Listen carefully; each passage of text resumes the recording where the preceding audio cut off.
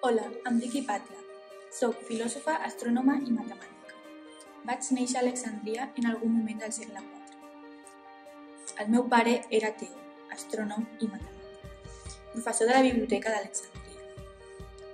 Vaig escriure algunes obres conjuntament amb el meu pare i d'altres 7, com per exemple, un tractat de l'obra de Dufan que ampliava les solucions i proposava alternatives, i un altre que es deia Les cròniques de Ptolomeu. Vaig revisar les taules astronòmiques de Claudi Ptolomeu i vaig cartografiar diferents tipus de cossos celestes. També em vaig interessar per la mecànica i les arts més aplicades.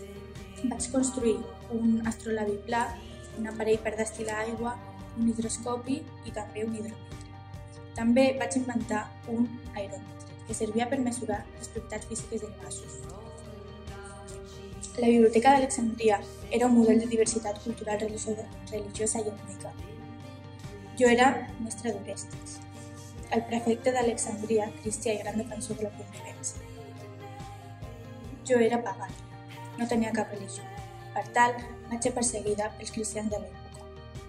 Des que Teodosi I va ser el cristianisme com a religió única, tots els que no eren cristians els van matar. Un dia, quan jo estava a la Biblioteca d'Alexandria fent les meves classes, van entrar. Van entrar i eren molts. Venien molt irats. Em van despullar i em van pegar pals en cops. I quan em van tenir morta, em van arrossegar per tota la ciutat. I finalment em van cremar a la foguera. Ningú mereix una mort tan cruel.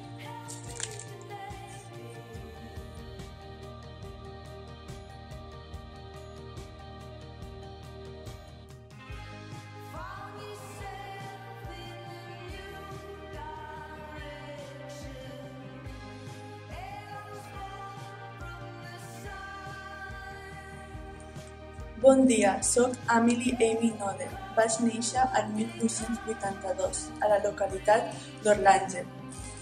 La meva família és d'origen jueu i vam gaudir d'una pròspera posició. El meu pare era matemàtic i sempre em va animar a estudiar. Vaig estudiar llengües i matemàtiques, com a oient, sense matricular-me, ja que les noies ho tenien prohibit. Més endavant vaig donar classes a Göttingen, gràcies al matemàtic David Hilbert, que sempre va confiar en mi. Com que això també estava prohibit, les classes no eren oficials, fins al 1922, que em van nombrar professora sense càtedra i sense salari. Al 1933 vaig haver d'exiliar-me a Estats Units degut a la meva condició de jueva. Les meves investigacions van exercir un ampli i profunda influència al desenvolupament de l'àlgebra moderna i tipologia. Vaig estudiar els components matemàtics d'un anell i ideal, donant un nou enfocament a l'àlgebra geomètrica.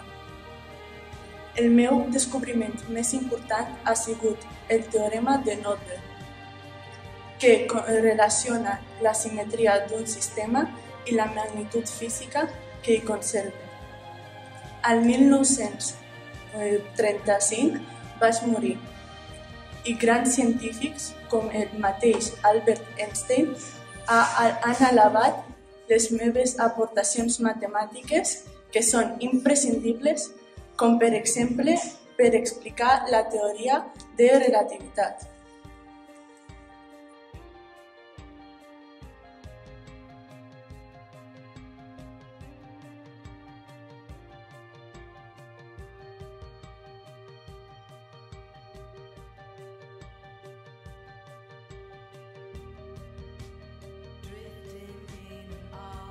Bon dia, soc Catherine Johnson, física, científica espacial i matemàtica.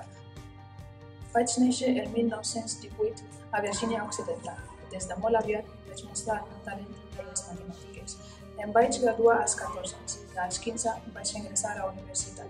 Vaig ser una dels 3 estudiants afroamericans i l'única dona seleccionada per realitzar l'estudi de postgrau. Em vaig casar jove, vaig tenir 3 filles. El 1956 em vaig enviudar.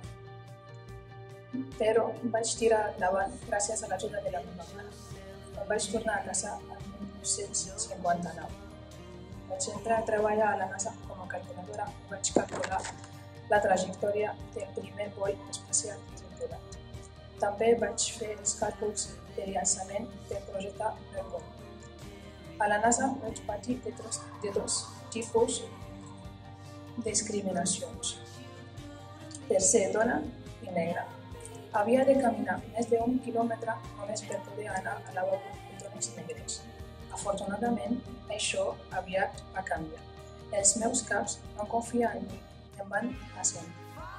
Quan la NASA va començar a utilitzar computadors elèctrics per calcular l'òrbita de Joan Glenn al voltant de la Terra, vaig haver de verificar els resultats per ordinador. Més tard, vaig treballar directament amb ordinadors digitals. També vaig calcular la trajectòria de vol de l'Apol·lo 11. Va ser apassionant contemplar els primers passos de l'home a la Lluna. El 1970 vam tenir un gran ensurt amb l'Apol·lo 13.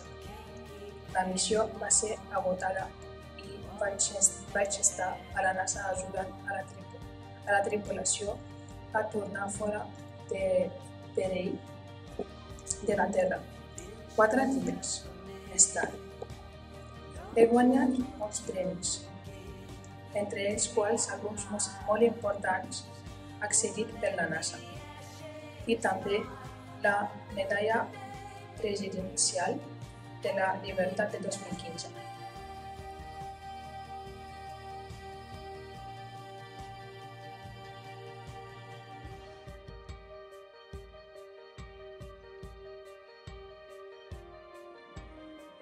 Soc Fàtima Az-Zahra Al-Atrachi. Vaig néixer el 1989 a Kuwait, poc abans de l'esclat de la Guerra del Golf. Degut a la guerra, els meus pares van fugir a Dinamarca al 1990, on han viscut des de llavors i on han nascut els meus 3 germans. Vaig estudiar Física i Nanotecnologia en la Universitat Tècnica de Dinamarca i soc doctora en Nanotecnologia i en Biologia Molecular. Soc una experta en el desenvolupament de micro- i nanosensors per a la detecció de molècules cel·lulars i microorganismes. I en el meu temps lliure soc una escriptora de ficció. M'he dedicat a estudiar el llenguatge que utilitzen els bacteris. El que fan és produir unes determinades molècules que són capaços també de detectar. D'aquesta manera, només ataquen quan són un grup prou nombrós, capaç d'emmalaltir el pacient.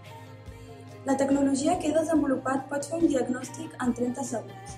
Espero que això permeti als metges receptar medicaments específics immediatament, reduint l'ús de procediments generals i les conjectures. El 2017 vaig fundar l'empresa PreDiagnose, de la qual actualment en soc directora. La missió de l'empresa és facilitar als metges eines per receptar medicaments específics, reduint l'ús de procediments generals. He rebut diversos premis, inclòs el Premi Talent Foundation Landbeck, per a descobriments en investigació en medicina i salut.